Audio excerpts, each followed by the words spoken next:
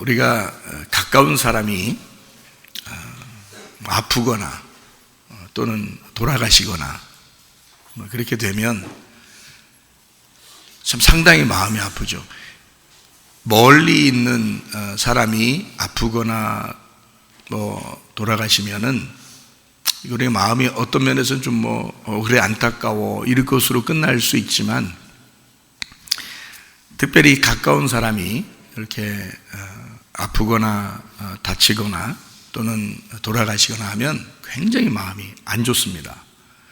그게 이제 사람 심리고 감정이 있는 사람들이기 때문에 어쩔 수가 없죠. 더 마음이 어렵고 그렇습니다. 그러니까 우리 집사람이 저보다는 훨씬 더 여자니까 감성적이죠.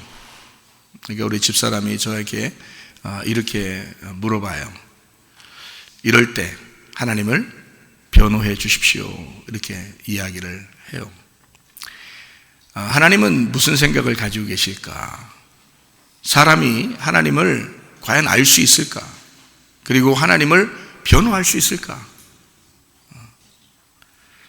그럼에도 불구하고 하나님을 끊임없이 하나님에 대해서 변호해야 하고, 또 하나님에 대해서 여러분에게 말해야 하고, 하나님의 그 아버지의 그 마음을, 그 소식을 전하는 또 전달자로 저는 세워졌기 때문에 끊임없이 하늘의 소망을 가지라고, 그래도 하나님을 믿으라고 여러분에게 소개할 수밖에 없는 그 하나님.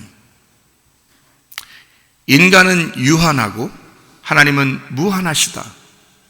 인간은 죽을 수밖에 없고 하나님은 영원하시다 라고 하는 것을 슬프지만 계속해서 전달해야 하는 그런 그 목회자의 마음도 사실 무겁습니다. 왜냐하면 우리가 인생을 이렇게 살다 보면 이 세상은 생로병사라는 게 있어요. 생사화복이라는 게 있습니다. 이 사람이 어떻게 할 수 없는, 갑자기 사람들에게 닥쳐오는 그런 일들이기 때문에 사람이 굉장히 제한적이죠. 그런데 우리 하나님 앞에, 그러니까 인간은 구할 수밖에 없는데, 그 하나님께 구하는 우리들이 마치 하나님께서, 그래 멀리 있는 사람이 그렇게 일이 있을 때는 우리가 무덤도 말 수 있지만, 가까운 사람이 그렇게 될 때는 왠지 하나님을 원망하고 싶어 하기도 하고, 왜 하필 나에게 이런 그 고난이 있느냐고 그렇게 말하고 싶은 그런 충동을 우리가 느낀다는 거죠. 가까운 사람이 그렇다면, 특별히 자기가 아프거나 자기가 어려움을 당하는 사람이 있으면 더 그게 느껴지죠. 왜 내게는 이런 주변의 환경은 나에게 이렇게 닥쳐올까? 왜 나만 이런 것일까? 라고 한탄스럽고 고통 가운데 있는 사람들이 꽤 있습니다. 그런데 우리가 성경을 우리가 이제 통해서 하나님을 이해할 수밖에 없는데요. 하나님은 영이시죠. 그러니까 영원하시죠. 그러니까 우리는 이 땅에 사는 동안에 제한적인 그 시간 안에서 우리는 살아가고 있습니다. 근데 하나님은 우리를 보실 때 영원한 것으로 볼 것이고, 왜냐하면 영원하시니까 그분이. 우리는 그 하나님을, 내가 인간 세상에서 하나님을 믿었기 때문에 인간 세상 안에 하나님이 좀 나에게 개입하시는 그 하나님을 기대하고 바랄 것입니다. 이 땅에 우리가 살고 있지만 기독교인이라고 하는 건 하늘의 소망을 가진 사람입니다. 여전히 하늘의 소망이 있다고 우리가 여전히 가르쳐야 하고, 또 그것을 배워야 하고, 그렇게 살다가 가는 사람들이에요. 빌립보 4장 6, 7절의 말씀에 이런 말씀이죠. 아무것도 염려하지 말고 오직 모든 일에 기도와 간구로 너희 구할 것을 감사함으로 하나님 앞에 하리라. 그런 모든 지각에 뛰어난 하나님의 평강이 그리스도 예수 안에서 너희 마음과 생각을 지켜줄 것이다. 그랬습니다. 뭘 지켜준다고요? 마음과 생각을. 우리의 육체는 이 세상 사는 그 시간 동안에만 존재하지만, 우리의 마음과 생각이 지금 이 살아가는 유한한 세상에서 마음과 생각이 지켜지지 않으면 정말 고통스럽습니다. 저는 병이 있었던 사람이에요. 하나님이 다행히 치료해 주셨고, 그리고 나는 그런 하나님을, 그 기적의 하나님을 믿습니다. 왜냐하면 하나님은 순간적으로 역사하시는 하나님, 치료하시는 하나님, 나는 그런 놀라운 하나님을 저는 경험해 봤고, 또 죽는다는 그런 이제 의사의 판결을 받고서도 제가 살아났기 때문에 그 하나님의 그 놀라운 그 기적을 저는 체험했고, 그 하나님을 믿습니다. 그러니까 하나님은 솔직히 말해서 하나님이 간섭하시고 개입하시려면 어떤 방법으로라도 하나님은 간섭하시고 개입하실 수 있습니다. 제가 어떤 그 집사님 지난번에 한번 이야기를 했죠. 뇌를 이제 바스러져 가지고 이 뇌를 이만큼 드러냈단 말이에요. 그리고 다른 그 쇠 같은 거를 뭐 이렇게 여기 뇌에다 이렇게 하는 그것을 여기다가 달고 지금까지도 살아계신 있어요. 몇십 년이 지났어요. 그런데 지금까지도 살아계셔요. 그분도 뭐 돌아가셨다가 식물인간 되셨다가 제가 그날 뭐 특별히 뭐 예수의 이름으로 뭐 이런 거 하지도 않았어요. 그냥 방문했습니다. 병원에 있으니까 그냥 방문했는데 그냥 눈을 떠가지고 그때부터 일어나서 바로 나오셨어요. 그가 눈 감고 있을 때 천사를 만났다 하더라고요. 저한테 얘기를 해주더라고요. 그러니까 우리는 사실 이 세상에서 우리가 볼 때는 참 안타까운 일들이 상당히 많지만 영의 세계에서는 지금 어떠한 일이 벌어지고 있는지 우리가 인간의 눈으로, 인간의 귀로는 모르는 그런 어떤, 우리로 말하면 황당한 그런 일들이 사실은 있습니다. 그래서 그런 기적의 하나님, 그런 놀라운 하나님을 우리는 사실 체험한 사람들도 많이 있고, 여러분과 저도 그런 하나님을 믿고 지금도 살아가고 있는 거거든요. 우리는 들었고 또 그것을 믿었고 그리고 그렇게 살아가는 사람들이에요. 그러니까 우리는 하늘나라에 소망을 두라니까 하늘나라에 소망을 두는 거예요. 이 땅에 소망이 없다 그러니까 이 땅에 소망을 안 두는 거예요. 왜? 이 땅에는 생로병사, 생사화복, 결국에는 사는 거 아니면 죽는 거란 말이죠. 여러분에게 가까운 사람이 그걸 닥치거나 여러분 자신이 그걸 닥쳤을 때는 왜 내게 이런 고통이 올까 하지만 사실 누구나 닥치는 그런 문제고요. 히브리서 9장 27절의 말씀에 한번 죽는 건 사람에게 정하신 것이다. 그 후에는 심판이 있다 그랬는데, 그러니까 결국에는 한 번씩 다 경험해야만 하는, 어떤 사람은 일찍 경험하고 어떤 사람은 늦게 경험하는 것 뿐이지 모두 다 경험해야 하는 그런 삶이 바로 우리 인간의 삶이라는 것입니다. 이럴 때 여러분과 제가 이 땅에서도 하나님을 만날 뿐만 아니라 땅에서 매면 하늘에서도 매이고 땅에서 풀리면 하늘에서도 풀리는 그 하나님의 말씀 안에서 여러분이 이 땅에서 하나님을 경험하고 이 땅에서 천국을 경험하고 마음과 생각을 지키시는 그 하나님 앞에 자기 자신을 내려놓고, 하나님, 내가 유한하며 나는 제한적이며 나는 극히 인간임을, 나의 인간이라는 연약한 존재임을 내가 고백합니다. 하나님, 당신은 나의 신이시며 나의 하늘의 하나님이시니 내가 당신을 믿을 수밖에 없고 당신을 인정할 수밖에 없는 내가 인간임을 주님 앞에 고백합니다. 이것이 신앙이죠. 이것이 교회고, 아버지 하나님을 만나는 것, 우리는 종교 의식을 갖는 것이 아니라 예배라고 하는 건 하나님 아버지를 만나는 것입니다. 하나님 아버지를 만나는 행동, 이것이 바로 예배이기 때문에 여러분과 제가 마태복음 16장 18절의 말씀을 제가 한번 생각을 해봤습니다. 뭐라고 생각해 봤냐면 음부의 권세가 이기지 못하는 교회를 주님께서 세우시겠다 그랬습니다. 아버지의 뜻이 어디에 있는가? 교회예요. 아버지의 뜻은 아들을 죽이면서 교회를 세우고자 한 것이었거든요. 그러면 여러분과 제가 기도해야 하는, 끊임없이 우리가 기도해야 하는 것이 무엇일까?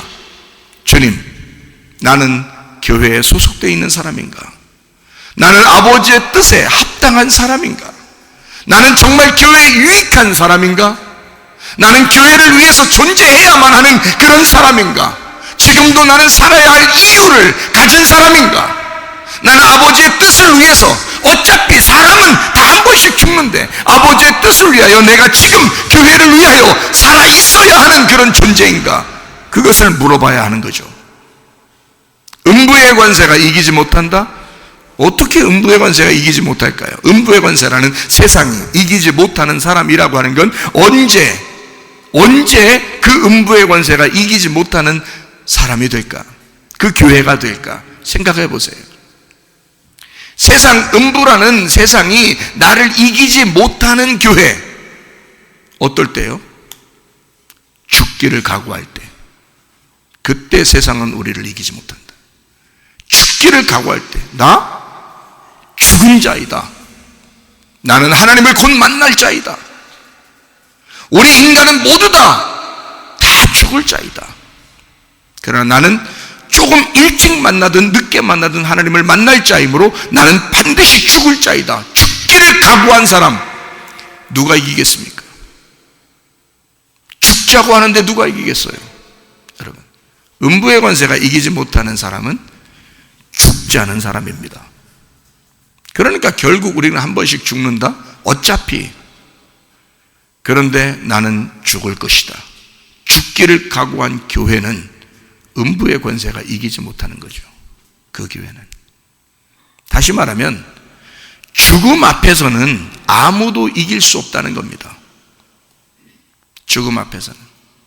누가 어떤 사람이 막 미워하는 사람이 있더라고요. 장례식장 가니까 다 용서하더라고요. 그 사람이 죽으니까 평상시에 미워했는데 죽으니까 미안한 마음을 갖고 그러더라고요. 울고 그러더라고요. 죽음 앞에서는 어느 누구도 이길 수가 없습니다. 죽음 앞에서는. 음부의 권세가 이기지 못하는 교회, 죽음을 두려워하지 않는 교회, 죽자고 덤비는 교회, 그게 승리하는 교회더라. 그게 분명히 하나님의 교회더라. 하나님의 교회는 죽음을 두려워하지 않는다. 여러분 분명하게 생각하시길 바랍니다. 그러니까 주님께서는 죽음을 두려워하는 사람들을 두려워하지 마라, 염려하지 마라, 근심하지 마라, 이 땅에서 괴로워하지 마라. 너희 마음과 생각을 하나님이 지켜주십니다. 마음의 안식을 가져라.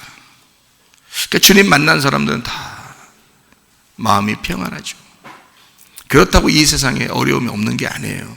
고통이 없는 게 아니에요. 슬픔과 괴로움이 없는 게 아니에요. 인생 자체가 그런 거예요. 저를 살려주셨어요? 살려주시고 난 다음에 제가 생각을 해봤습니다. 살려주고 난 다음에 나는 살았으니, 하나님이 날 살려주셨으니 인생을 내가 행복하기만 하고 기분 좋게만 내가 살아가는 것일까? 내가 살고 나서 지금까지 인생을 보면 다 힘든 인생들이에요. 그 힘들게 살아가는 사람들을 다 보는 것도 힘들어. 여러분, 그러면 내 인생이 만약에 나를 죽음 가운데서 나를 건져주시고 나를 살려주셨다면 나는 무조건 행복해야 되고 좋은 일만 생겨야죠. 그런데 그렇지 않죠. 인생 자체가 고통이라니까요. 인생 자체가 괴로움이라니까요. 언제 이게 완성될까요? 언제 이 모든 괴로움과 고통과 슬픔과 염려와 근심이 언제 끝날까? 죽을 때 끝나는 거예요. 그러면 나를 살게 해주신 하나님은 나를 좋게 해주려고 살게 해주는 거예요. 아니면 나를 괴롭히려고 살게 해주는 거예요. 인생 자체가 고통이더라니까요. 내가 다시 살아도 그게 고통이더라고. 그게 괴로움이더라고요. 인생 자체가 그렇더라고. 그러니까 죽음을 두려워하지 마라. 죽음을 비난하지 마라. 왜? 죽음은 가장 완전한 것이니까. 가장 깨끗한 것이니까. 우리가 아쉽죠. 힘들죠. 만약에 내가 젊은 나이에 내가 죽었다면 상당히 주변 사람들은 안타깝겠죠. 나를 볼 때. 그런데 나는 정작 하늘나라에서 기쁨을 누리면서 살고 있을 거란 말이에요. 그러니까 죽음이라고 하는 것을 우리가 미리 한번 생각해 보는 거예요. 미리. 그러면 이 땅에 사는 동안 내가 죽으면 하나님을 만나? 하나님을 만나면 이 땅에서도 행복한데 뭐가? 마음을 하나님이 주장해 주시고 마음을 지켜주실 거구나. 그리고 죽음 자체는 나에게 가장 깨끗함이며 나에게 가장 거룩함이구나. 그리고 영원한 세계에서 하나님과 사는 것이구나. 그러면 이 땅에 사는 동안 하나님과 함께 사는 것이 교회 생활이에요. 그리고 하나님과 함께 살다가 하나님이 오라 하시면 어느 순간에라도 누구라도 오라 하면 가야 돼요. 누구라도. 좀 일찍 가고 늦게 가는 것 뿐이지 다 가야 돼요. 아무도 거부할 수가 없어요. 전능하신 신이, 그 하나님이 우리를 오라 하시면 아무도 거절할 수가 없습니다. 여러분, 사람의 마음이 그런 거지, 하나님 좀 안타깝습니다, 고통스럽습니다, 슬픕니다, 괴롭습니다, 하나님 조금만 더 라고 말하겠죠. 그러나 이럴 때 우리는 마음을 한번 다시 생각해 봐요. 내 생각일까? 하나님 아버지의 생각일까? 하나님 아버지의 생각이라면 여러분의 마음을 어디로 돌려서 기도해야 하느냐? 아버지 뜻이 어디에 있습니까? 아버지의 뜻이 어디에 있습니까?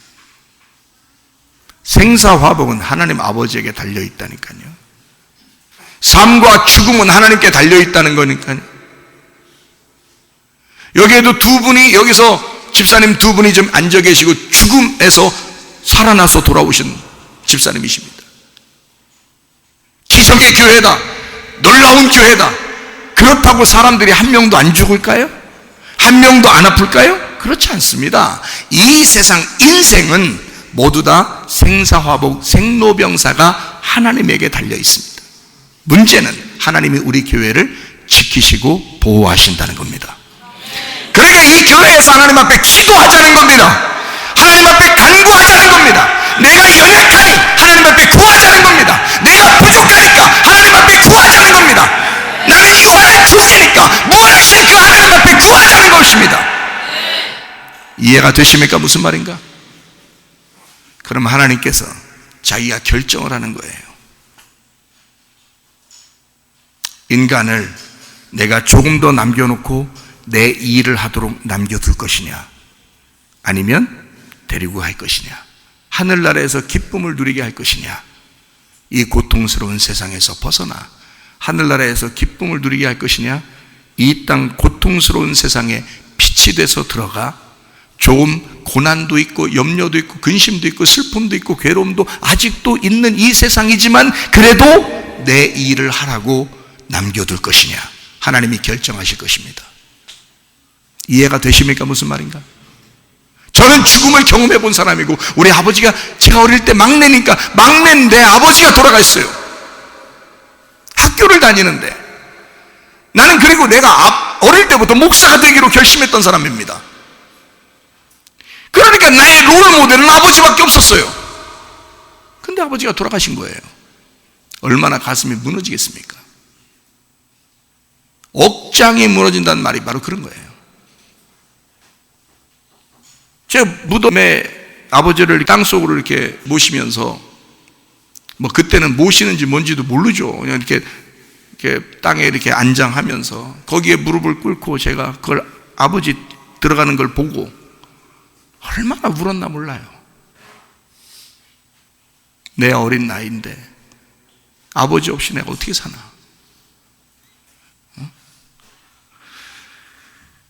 그래도 참 하나님이 나를 그렇게 그냥 살게 하셨어요. 나는 그 이후로 내가, 우리 가정이 얼마나 힘들었는지, 또 내가 얼마나 고생했는지, 나는 지난 세월을 가만히 뒤돌아보면 정말 끔찍합니다. 근데 지나고 보니까 하나님은 역시 선하시더라. 왜 내가 그거를 고백하냐면, 지나고 보니까 뒤를 돌아보니까 하나님의 선하심이 있더라. 하나님의 선하심이 있더라. 아버지는 목사님이셨기 때문에 아버지가 아마 지금까지 살아있다면 저는 편안하게 목회했을 겁니다. 아버지의 어떤 후광이 있으니까 아무래도 편안하게 했을 거예요. 그때 당시에는 거의 뭐 이 대전 지역에서 5손가락 안에 드는 교회였으니까. 그러니까 나는 아마 편안하게 목회할 수 있었지만 아버지가 돌아가시니까 내가 굉장히 힘들어졌어요. 근데 그 고통을 통해서 하나님은 그것을 외면하지 않더라는 거예요. 그게 손해가 아니라는 것을 알려주시더라는 거예요. 이런 고통을 통해서 하나님을 개인적으로 만나게 해주시더라는 거예요. 그리고 하나님 앞에 깊이 그 하나님의 마음을 만지도록 해주시더라는 거예요. 하나님의 심장을 내가 만졌다 할 정도로 내가 그렇게 가깝게 만지게 하더라는 거예요. 그래서 말씀을 깨닫게 된 겁니다. 그리고 여러분에게는 그런 말씀을 증거하도록 만들어 주신 거예요. 그러니까 이 땅 사는 동안에 다른 아무 기쁨이 없어도 하나님의 말씀의 천국, 그 하나님의 천국, 그 기쁨이 사라지질 않는 거예요. 이 속에서 샘이 계속 솟아나오듯이 그렇게 살게 하는 거예요. 하나님의 그 역사하심이라는 건 역시 하나님은 선하시더라, 좋으신 하나님이시더라, 우리에게 악하게 하지 않으시는 하나님이시더라, 결국 좋게 만드시는 하나님이시더라 라고 하는 것을 깨달았습니다.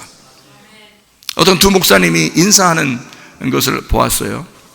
미국에 계신 목사님인데 두 목사님이 인사하는, 뭐라고 인사하냐면 영어로 God is good.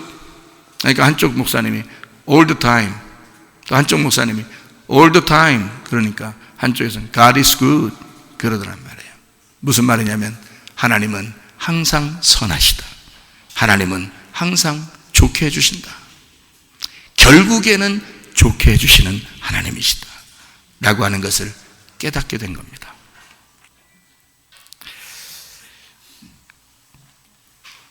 하나님께서 우리들 인생 가운데 우리를 낮추시고 우리를 어떨 때는 짓밟는 것 같고 징계하시는 것 같고 책망하시는 것 같고 가정에 어려움도 있을 수 있고 힘든 일이 있을 수 있죠. 그럴 때 하나님이 나를 겸손하게 하시는구나, 그거를 깨달으셔야 합니다. 왜냐하면 겸손한 자에게만 하나님의 은혜를 주시기 때문이에요. 겸손하게 하나님 앞에 무릎을 꿇고 머리를 숙이고 항복하고 굴복하는 주의 사람들을 주님이 건지셔서 구원하시는 것이 아버지의 뜻입니다. 이 땅에서는 그러니까 잘난 사람이 아무도 없어요. 높은 사람이 아무도 없어요. 우리 하나님 앞에는 우리는 여전히 인간이고 부족한 사람들 수밖에 없다 하는 것입니다. 우리 주님을 만나는 여러분 되시기를 바랍니다. 그런 주님을 경험하셔야 된다. 그런 주님이 지금도 살아계시다. 아브라함의 하나님이 우리 하나님이시고 이삭의 하나님이 지금 우리의 하나님이시며 야곱의 하나님은 지금 우리의 하나님이시다. 그러므로 하나님은 죽지 않으셨다. 하나님은 여전히 살아계시고 우리와 함께 하시고 있습니다. 그러므로 지나간 세월들이 조금 더 우리에게 고통스럽고 힘들게 할지라도, 또 앞으로 그런 일이 있을지라도 여러분과 저는 하나님의 선하심을 인정하시기를 바랍니다. 왜냐하면 하나님께서는 사랑이 많으신 하나님이거든요. 요한일서 4장 8절 16절에 보면 하나님은 사랑이라 그랬습니다. 사랑이라고 하는 건 은혜이고 구원이고 우리를 돌보시고 보호하시고 지키시는 그런 하나님이심을 얘기하는 겁니다. 하나님은 사랑이시다. 하나님은 여전히 그 사랑이 변치 않으시는 분입니다. 변치 않으시는 분. 하나님은 여전히 사랑이십니다. 그러니까 성경을 전체를 다 한 단어로 바꾸어 놓는다면 하나님은 사랑이시다. 근데 경험해 본 사람은 그걸 아는데 경험해 보지 못한 사람은 그걸 모른다는 거죠. 그러니까 여러분에게 갑자기 어떤 일이 닥치는 것은 하나님의 사랑을 깨닫게 하고자 하는 것이다. 결국 지나고 보니까 하나님의 사랑을 깨닫게 되더라. 그게 하나님의 뜻이었더라는 것입니다. 성경 전체를 하나로 딱 한 단어로 요약하면 사랑이 나오는데 그 사랑, 하나님은 사랑이라는 것을 설명해 주기 위해서 우리에게 이 땅에서 그런 것들을 경험케 하시더라. 이게 하나님의 계획이더라라는 것을 우리가 알게 됩니다. 하나님은요, 우리가 하나님 영광 받으십시오 이런다고 영광 받는 게 아닙니다. 하나님은 인간이 태어나기 전에도 인간을 창조하기 전에도 이미 하나님은 영광 가운데 계신 분이에요. 이미 하나님은 영광이십니다. 그 자체가 영광이셔요. 그 자체가 생명이시고요. 그러니까 인간이 하나님 치료해 주십시오, 살려 주십시오, 그렇게 하면 하나님이 영광 받을 거 아닙니까? 그렇지 않아요. 하나님, 오직 하나님의 뜻에 달려 있습니다. 하나님께서 하시고자 하면 가만히 있어도 일하십니다. 하나님께서 원하신다면 뭐를 위해서 일하실까요? 하나님의 영광은 어디에 있을까? 교회입니다. 교회를 위하여 하나님이 필요하시면 반드시 하나님은 일하신다 이 말이에요. 그걸 여러분이 깨달으셔야 돼요. 여러분은 교회 우스워 내가 중요하지 우리가 여러분 정신 차리셔요. 예수 그리스도는 교회를 세우려고 자기가 자기 목숨을 버리고 자기 몸된 교회를 세우셨습니다. 교회가 필요하다면 죽는 자도 살아날 것이고, 교회가 필요하다면 아픈 자로 고침받을 것이고, 하나님의 놀라운 역사가 이곳에 필요하다면 하나님은 일하신다 그 말이에요. 지금 이 시간에 만약에 우리가 죽거나 다른 문제가 생기거나 그러면 생각해 보세요. 그 사람 자체는 행복하다니까요. 여러분은 슬플지 모르지만 그 사람 자체는 행복하다고요. 근데 하나님이 너 좀 고통스러울지 몰라, 내 종으로 살려면, 내 일을 하려면 힘들지도 몰라, 그렇지만 내가 너를 필요하기 때문에 죽음 가운데서도 살릴 거야, 치료해 줄 거야. 그러면 하나님이 일하실 수 있습니다. 이게 놀라운 거죠.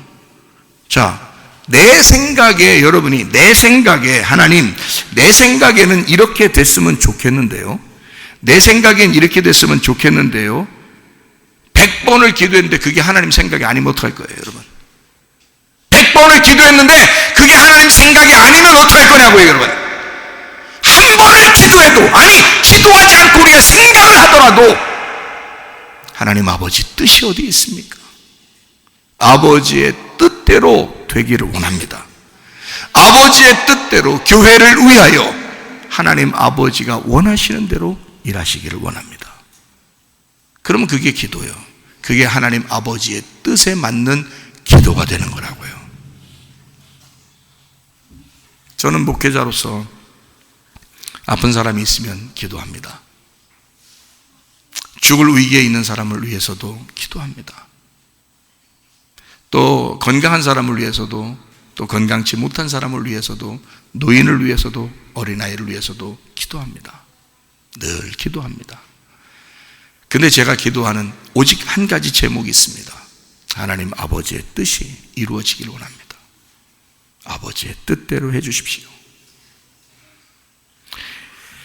참으로 어렵습니다. 어떨 때는 마음이 무겁습니다. 어떨 때는 하나님께서 쉽게 응답도 주십니다. 어떨 때는 저하고 거래도 하십니다. 그럼에도 불구하고 하나님 앞에 내가 기도할 수밖에 없는 것은, 하나님, 내가 연약하고 나는 여전히 종이고 나는 여전히 죽을 수밖에 없는, 나도 한 시대를 살다가 가야 될 수밖에 없는 그런 사람입니다. 영원하신 하나님이 그 아버지의 뜻을 우리에게 말씀해 주셔서 그 아버지의 뜻대로 이루어지기를 원합니다. 그렇게 기도합니다. 그러면 아버지의 뜻이 이루어져요. 결국 우리 뜻이 이루어지는 게 아니에요. 결국에는 아버지 뜻이 이루어지는 것입니다. 염려하고 근심은 우리가 하지만 하나님께서는 우리에게 뭐라고 하면, 염려하거나 근심하지 마라. 하나님 앞에 기도와 간구로 너희 구할 것을 감사함으로 하나님 앞에 아뢰와라. 너희 마음과 생각을 평강 안에서 지켜줄 것이다. 그렇게 주님 우리에게 말씀하시고 있습니다. 하나님은 우리로 인하여가 아니라 스스로 영광 가운데 계신 분이시다. 시편 50편 23절 영광이라는 말이 나옵니다. 학개서 1장 8절에 영광이라는 말이 나옵니다. 특별히 시편 50편 23절에는 찬양한다는 말이 나오고요, 학개서 1장 8절에는 너희가 산에 올라가 나무를 가져다가 전을 건축하라, 영광을 얻을 것이다, 이렇게 되어 있습니다. 그 영광이라는 말이 카바드입니다. 카보드, 카바드 이런 말인데요. 이 카바드, 카보드라는 이 말이 존경할 만한 영광의 짐이 무겁다 이 말입니다. 그러니까 하나님은 늘 우리 때문에 짐이 무거우신 분이다. 짐을 누가 져야 된다고요? 우리가 지는 게 아니죠. 주님이 이미 지셨죠. 주님이 이미 채찍에 맞으셨으므로 우리는 나음을 얻을 것이다. 주님이 짐을 지시고 십자가를 지셨으므로 우리는 생명을 얻을 것이다. 그 짐은 주님이 지신 것이지 우리가 지는 게 아닙니다. 그 영광 가운데 계신 분은 여전히 나 때문에 짐이 무거우신 분이다. 영광 그러니까 우리가 막 그냥 좀 노래 좀 하면은 영광 받는 줄 알고 그러는데 그렇지 않습니다. 하나님이 나 때문에 짐이 무거우시다. 예를 들어서 자녀를 낳았는데 엄마 아빠가 책임감을 가져요. 짐이 무겁죠. 언제 그 짐을 다 내려놔요? 예? 권사님, 언제 짐을 다 내려놓겠어요? 죽을 때 짐이 다 내려지는 거야. 예수 그리스도가 십자가 못 박혀 돌아가실 때 다 이루었다. 빚을 다 갚았다. 짐이 다 내려졌다. 이제 모든 것이 완성되었다. 무슨 말인지 아시겠죠? 죽음이 올 때 모든 것이 완성되더라. 주님이 죽으셨으니 그 주님의 죽음을 한번 붙들어 보자. 그 십자가를 한번 붙들어 보자. 주님이 채찍에 맞으셨으니 그 채찍을 한번 우리가 붙들어 보자. 그 채찍에 맞으신 그 주님의 그 상처를 한번 우리가 붙들어 보자. 우리는 이 땅에 사는 사람이니까 우리가 죽어서 모든 것이 완전해지고 완성이 오면 하늘나라에 올라가서 더 이상 십자가를 질 필요도, 그 채찍에 맞으신 상처를 만질 이유도 없는 거죠. 그러나 이 땅에 있는 동안에는 주님, 나를 위해서 채찍에 맞으셨다면서요. 나를 위해서 죽으셨다면서요. 그러면 그 주님 부여잡고 기도해야 되지 않겠습니까? 하나님 앞에 우리는 하나님이 스스로 영광 가운데 계신 분이니까 내가 어떻게 해서 영광 받는 게 아니라니까요. 그분은 그렇게 짐을 지신 분이라고요. 그렇게 짐을 가지신 분이라고요. 왜? 나 때문에. 내가 태어나지 않았다면 그분은 그렇게 짐을 질 이유가 없었는데 내가 태어났으니 우리 하나님은 짐을 가지신 분이라고요. 영광 가운데 계신 분이라고요. 부모의 마음이 다 그런 것입니다. 자녀들을 위하여 짐이 무겁습니다. 하나님은 사랑이 많으신 하나님이십니다. 그럼에도 불구하고 하나님은 거룩하신 하나님이십니다. 거룩하신 하나님이라고 하는 것은 사랑이 많으신 하나님이 구원을 주고 은혜를 주고 돌보시고 지키신다면 거룩하신 하나님은 심판하시고 책망하시고 징계하시는 하나님이십니다. 우리를 멸망하게 만들려고 하는 게 아니에요. 거룩하신 하나님, 우리를 하여금 그렇게 자기처럼 거룩하게 만들려고 하는 것입니다. 그런 하나님이시다. 그러므로 여러분과 저는 하나님이 거룩하니까 우리도 거룩해야 합니다. 그렇게 우리가 잘 생각해보고 성경을 한번 몇 가지를 한번 보도록 하겠습니다. 창세기 2장 3절에 일곱째 날을 복되게 하고 거룩하게 하셨다라고 하셔서 이 날을 안식하라고 하셨다라고 되어 있습니다. 여기서 거룩하다라는 말이 카다시입니다. 성결하고 깨끗하고 거룩하게 구별하여 봉헌하라는 말입니다. 여러분과 제가 안식일을 거룩하게 지키고 그 복된 날, 그 하나님의 안식을, 그 날이 뭐라고요? 예수님의 십자가의 날이라고요. 예수의 그 죽음의 날이라고요. 예수가 죽었기 때문에 비로소 내가 안식하게 된 날이라고요.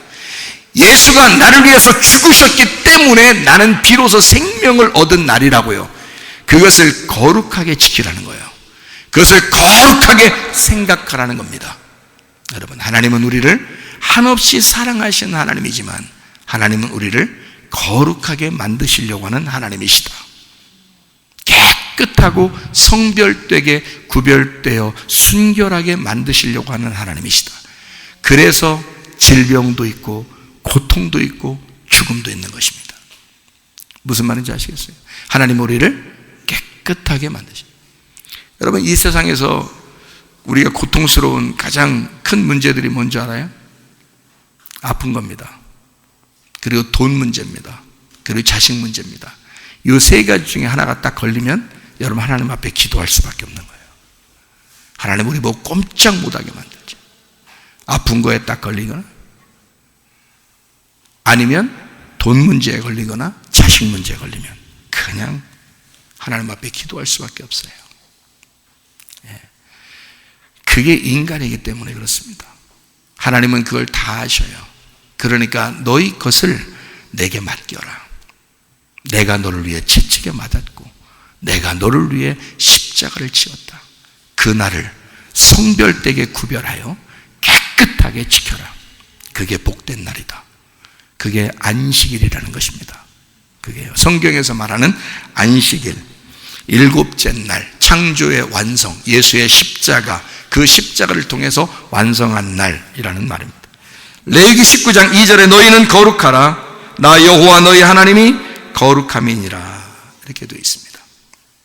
거기도 카도시, 거룩한 하나님, 전사, 성도, 성소, 깨끗한 구별된 장소, 지금으로 말하면 교회, 이런 말이죠. 너희는 거룩하라. 여러분, 이게 율법이거든요. 거룩하라는 것은 율법입니다. 근데 율법이 우리 신약에서 하나님은 사랑이시다. 그러니까 율법이 없어졌을까요? 그렇지 않아요. 율법은 완전해졌습니다. 완성됐다는 말이에요. 로마서 13장 10절에 사랑이, 이웃을 사랑하는 것이 율법을 완성하는 것이다.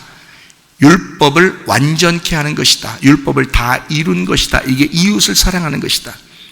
주님이 우리를 이웃 삼아서 그 이웃을 사랑하는 것, 이것이 예수님의 율법의 완성이라는 말이고요.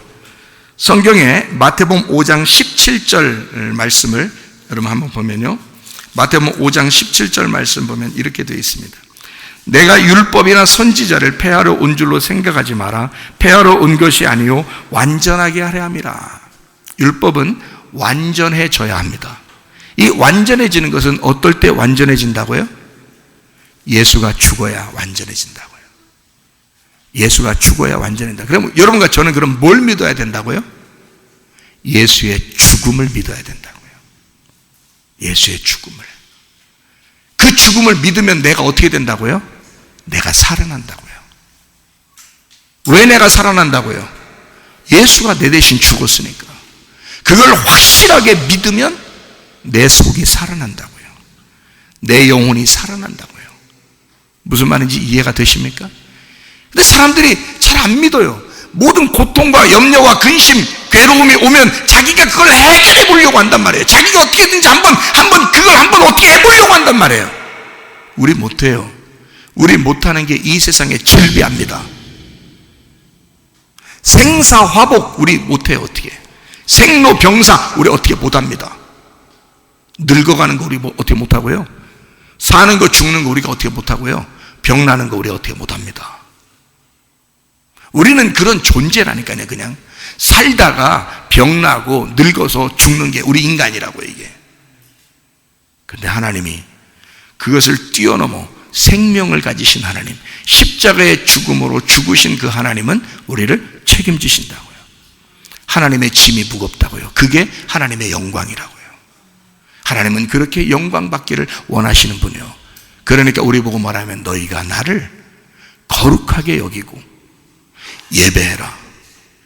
그게 하나님의 영광인 거예요. 하나님은 그런 책임을 가지고 살 테니, 나는 너희를 위해서 이렇게 영광 가운데 살 테니 너희들은 나를 예배해라. 그게 우리의 삶이란 말이에요. 그러니까 여러분, 예배 한 번 더 드리다가 주님 만나시기를 바랍니다. 이게 여러분 우리의 삶의 목적이라고요. 예배 한 번 더 드리다가 주님 만나는 거, 이게 우리의 삶의 목적이라고요. 경거망동한 것이 아닙니다. 율법은 완전케 하고 완성되는 것이지, 그게 그냥 없어져 버리가 이런 게 아니에요. 그 완성은 그냥 이루어진 것이 아닙니다. 예수의 죽음, 생명으로, 목숨으로, 그의 아들의 목숨으로 율법이 완성케 된 겁니다. 그러니까 이것은 값어치가 없는 게 아니죠. 어마어마한 값어치죠. 너희를 값으로 산 것이 되었으니, 고린도전서 6장 19절 20절 말씀이 아닙니까? 너희를 값으로 산 것이 되었으니 너희 몸으로 하나님 앞에 영광을 돌려라. 하나님이 값으로 우리를 샀으니까 네 거 아니다 이거야. 네 거 아니다. 하나님이 오라 할 때까지 네 거 아니다. 너 정말 구원 받았는가? 값으로 하나님이 내 생명을 샀는가? 그러면 네 거 아니다. 하나님 나라에 올 때까지 주님 것이다. 그 생명은 우리 게 아니다. 자, 인정하시겠습니까? 무슨 말인가 인정하시겠습니까? 하나님은 그런 하나님이시다. 다시 말하면 우리 보고 너 은혜 받았네, 사랑 받았네, 구원 받았네 까불고 돌아다니지 말란 얘기입니다. 하나님 앞에 거룩하라. 그 율법은 그냥 까불면서 없애버릴 만한 그런 말씀이 아니다. 이것은 생명으로 완성한 거다. 그러니 너는 이 율법 안에서 너도 거룩해야 된다. 너도 완전하게 하나님의 사랑이 무엇인지를 깨닫고 살아가야 된다. 그 말입니다. 성경 하나만 더 찾아요. 로마서 3장 31절의 말씀입니다. 로마서 3장 31절 말씀. 그런즉 우리가 믿음으로 말미암아 율법을 파기하느냐? 그럴 수 없느니라. 도리어 율법을 굳게 세우느니라. 뭘로요? 믿음으로. 믿음으로 율법을 굳게 세우느니라. 믿으라는 거예요. 주님을 믿으라는 거예요. 잘 생각해 보면 우리가 예수님을 잘 안 믿습니다. 진짜 그런 하나님이심을 잘 안 믿습니다. 잘 생각해 보면요. 그런데 한 번 더 잘 생각해 보세요. 그리고 예수님을 믿으시기를 바랍니다. 그 예수님을. 로마서 7장 12절 말씀. 이로보건대 율법은 거룩하고 계명도 거룩하고 의로우며 선하도다. 하나님의 말씀 그 자체가 거룩하다. 디모데전서 4장 5절 하나님의 말씀과 기도로 거룩하여 지미니라. 하기야죠. 거룩하고 깨끗하게 성별하다. 이게 하기오스, 신성한, 순결한, 거룩한, 깨끗한 봉헌이라는 말에서 나온 단어입니다. 이것은 하고스에서 나온 단어예요. 이 하고스라는 단어는 두려운 것이라는 단어입니다. 여러분, 하나님은 어떤 분이라고요?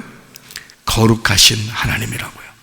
그 말은 다른 말로 따지면 뭐라고 하는 거라고요? 하나님은 두려운 하나님이라고요.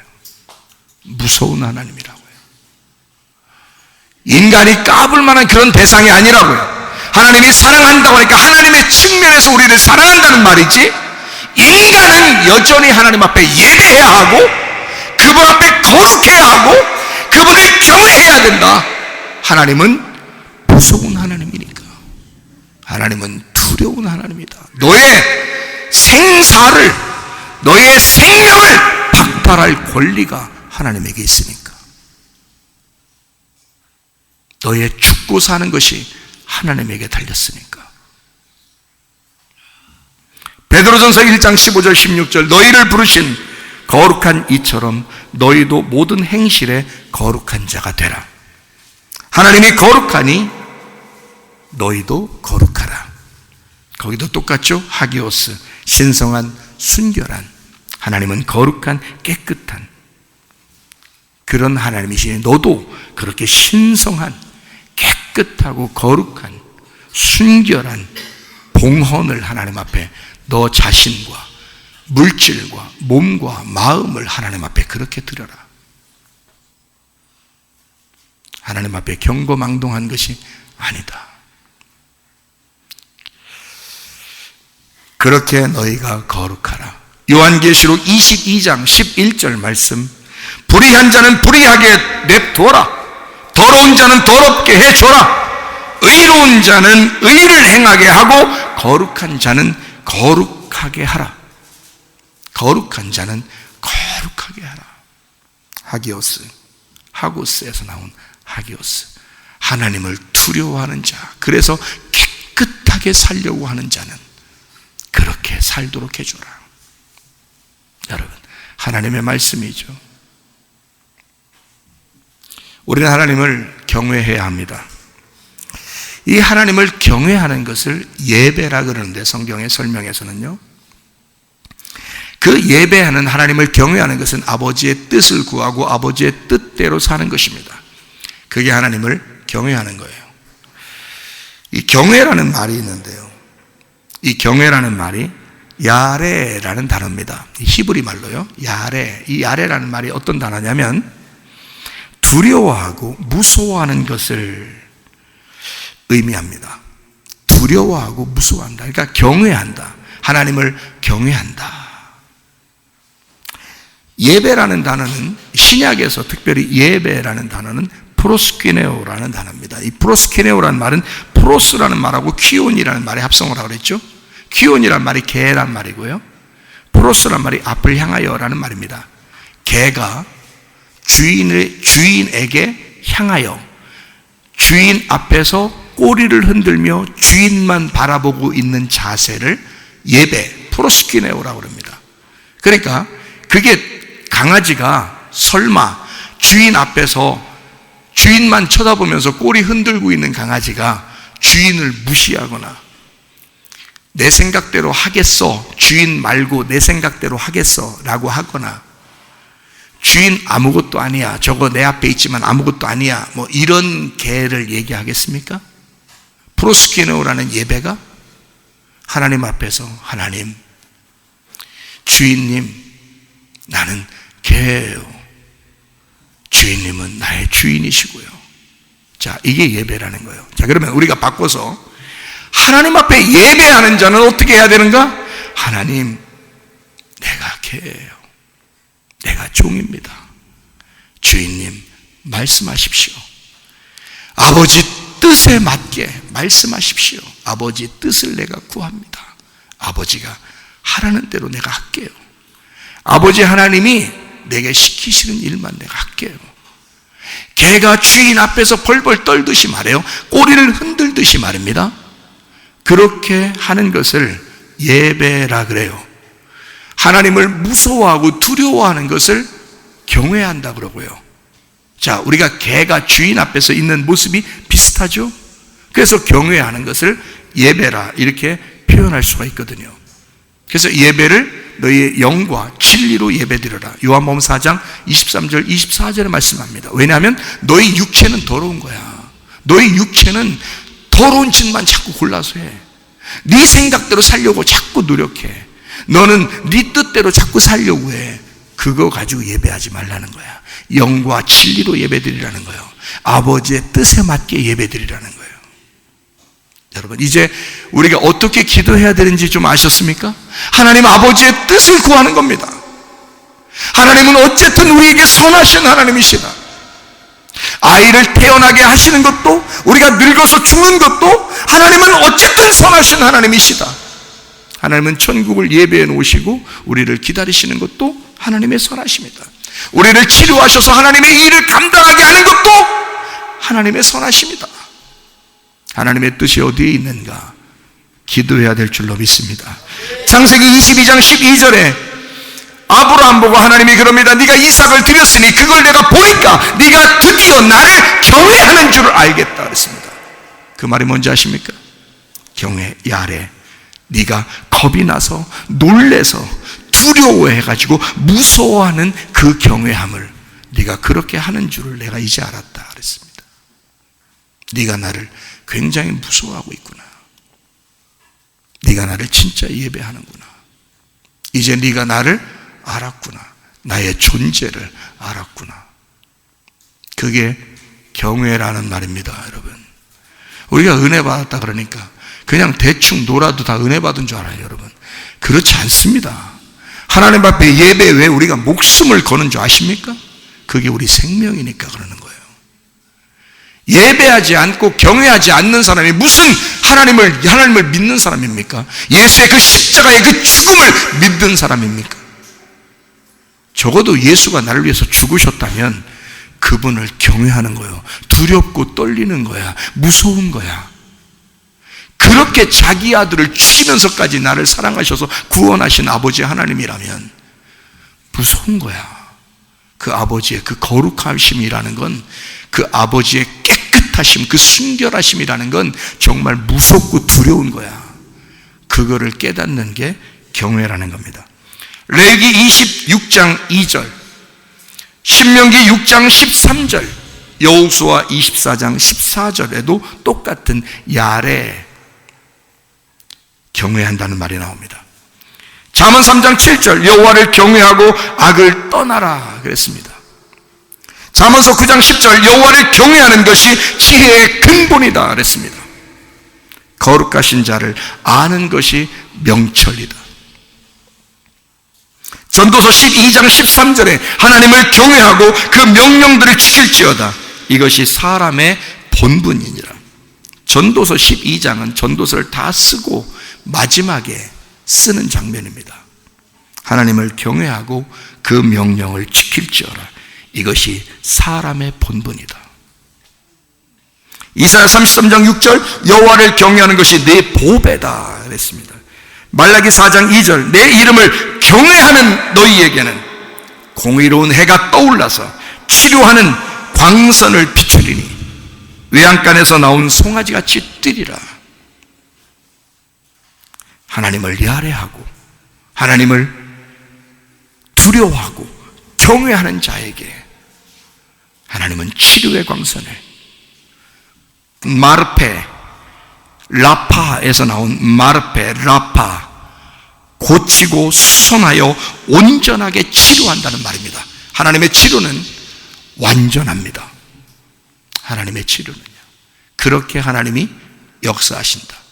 하나님을 두려워하는 자들에게, 하나님을 경외하는 자들에게 하나님은 이런 치료의 광선을 허락하실 것이다. 그 하나님, 마태복음 10장 28절, 영혼과 육신을 아울러 지옥에 던져 멸망시킬 수 있는 하나님을 두려워하라. 푸베오, 경외하다, 놀라 두렵고 무서워하다 말입니다. 그 하나님을 무서워해라. 네 영혼까지도 멸망시켜 지옥에 보낼 수 있는 하나님을 두려워하라 그랬습니다. 프로보스에서 나온 말이에요. 공포심에 놀라고 두려움입니다. 하나님 아버지가 여러분 만만해 보이십니까? 여러분에게는 하나님 아버지가 만만하신가요? 그렇지 않습니다. 하나님 그런 하나님 아닙니다. 사랑이 많으시지만 여전히 사랑이 많으시고 여전히 우리를 지키시고 보호하시는, 우리를 쳐다보시는 하나님이시지만 하나님은 그 자체가 거룩하시고 깨끗한 하나님이십니다. 우리의 더러움이 있어서는 하나님을 만날 수가 없습니다. 그래서 우리 하나님 앞에 두렵고 떨리는 사람이 자기를 깨끗하게 하고 자기를 순결하게 하고 자기 힘으로 안 되니까 그 나를 위해서 죽으신 예수를 붙드는 겁니다. 그 믿음이 율법을 완성시키니까. 이해가 되시겠습니까? 믿음으로 주님 앞에 나아가시기를 바랍니다. 그 믿음이 여러분을 건지실 것입니다. 믿는 거요. 그 믿음이 우리를 살리시는 거요. 믿음이 우리를 치료하시는 거요. 믿음을 여러분 성장시키셔야 돼. 믿음이 계속해서 성장해야 되는 거예요. 한 번의 믿음이 끝나는 것이 아니에요. 믿음은 계속해서 성장하는 거예요. 사도행전 10장 2절에 보면요, 고넬료는 하나님을 경외하며 백성을 구제하고 하나님께 항상 기도하는 사람이었더라. 그래서 사도행전의 첫 번째 이방인 구원자가 고넬료입니다. 그는 하나님을 두려워하는 사람이었습니다. 그리고 구제하며 늘 기도하는 사람이었습니다. 그래서 고넬료를 하나님이 선택하는 겁니다. 한 사람 첫 번째로 이방인 중에서 구원할 사람을 하나 골라야 되겠는데 하나님을 경외하는 사람 하나를 딱 고르는 겁니다. 그게 고넬료였습니다. 여러분, 주여 주여 한다고 다 천국 가는 것이 아닙니다. 아버지의 뜻대로 행하는 자라야 천국에 들어갈 것이니라. 마태복음 7장 21절에 말씀합니다. 하나님을 두려워하지 않으니까 아버지의 뜻대로 살지 않습니다. 사람들이 자기 뜻에 맞게 기도하면 다 이루어져야 된다고 생각합니다. 근데 아버지의 뜻이라는 게 있습니다. 아버지의 뜻은 교회 안에 있는 하나님의 성령이십니다. 그래서 아버지 하나님 앞에 구하는 거예요. 하나님, 이 성령이 나를 꼭 필요로 하시면, 이 순간에 나를 꼭 필요로 하시면, 이 시대에, 한 시대를 사는 나에게 하나님의 성령이 꼭 필요하시면 나를 살리시고 나를 치료하시고 나를 써주시옵소서. 나는 여전히 당신을 경외하며, 당신은 나의 무서운 존재이며 나의 두려운 존재이며 당신은 나의 신입니다. 나는 유한한 존재이기 때문에 하나님 앞에 굴복할 수밖에 없습니다. 나는 기도할 수밖에 없는 존재입니다. 하나님, 나의 두려움 속에서 내가 주님을 만나 주님을 경험하기를 원합니다. 그 주님이 나를 만나 주님의 은혜, 여전히 나를 사랑하시는 하나님이심을 내가 경험하기를 원합니다. 하나님은 나에게 그런 하나님이셨습니다. 하나님은 나에게 거룩한 하나님이셨고, 그리고 내가 절대적으로 그 하나님 앞에 나도 거룩하게 살리라고 하나님 앞에 결심할 때 그 하나님은 내게 은혜로 다가오셨습니다. 사랑으로 다가오셨습니다. 여전히 나는 너를 사랑한다고, 나는 여전히 내가 너와 함께 있다고 주님이 다가오셨습니다. 나는 그 하나님이 무서워 죽겠는데 그 하나님이 내게 사랑으로 다가오셨습니다. 그런 하나님이십니다. 우리가 당장은 알 수 없지만 지나고 보면 하나님의 섭리가 분명히 있습니다. 하나님께서 우리 가정에, 하나님께서 여러분에게만 고통을 주는 것이 아니라 하나님은 여전히 영광 가운데 계신 거룩한 하나님이시며 하나님의 뜻대로 모든 것을 이루길 원하시는 하나님, 그럼에도 불구하고 자기 아들을 우리를 위해서 죽여 나를 사랑하시고 그렇게 끝까지 지켜주시기를 원하시는 하나님이심을 우리가 알고, 하나님, 나도 그 십자가 지고 나도 나를 부인하고 내가 겸손하게 하나님 앞에 나아가겠습니다. 하나님, 나를 붙들어 주십시오. 하나님, 죽음이 완성이라면 내가 죽기를 각오하고 하나님 앞에 나아가겠습니다. 하나님, 나를 불쌍히 여겨 주십시오. 나를 불쌍히 여겨 주십시오. 겸손한 자에게 은혜를 베푸신 우리 주님 앞에 교만한 자를 하나님이 대적하시고 겸손한 자에게 하나님이 은혜를 베푸신다고 했으니, 하나님, 나를 불쌍히 여겨 주십시오. 우리 가정을 불쌍히 여겨 주십시오. 주의 뜻대로 하시고 나를 거룩하게 정결하게 하옵소서.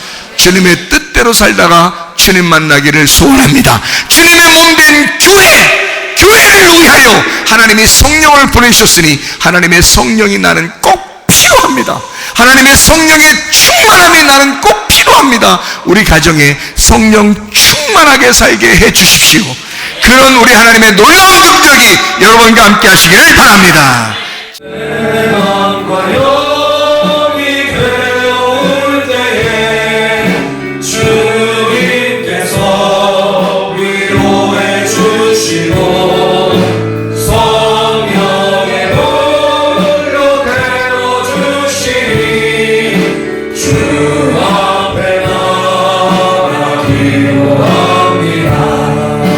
나의 성결케 하옵시고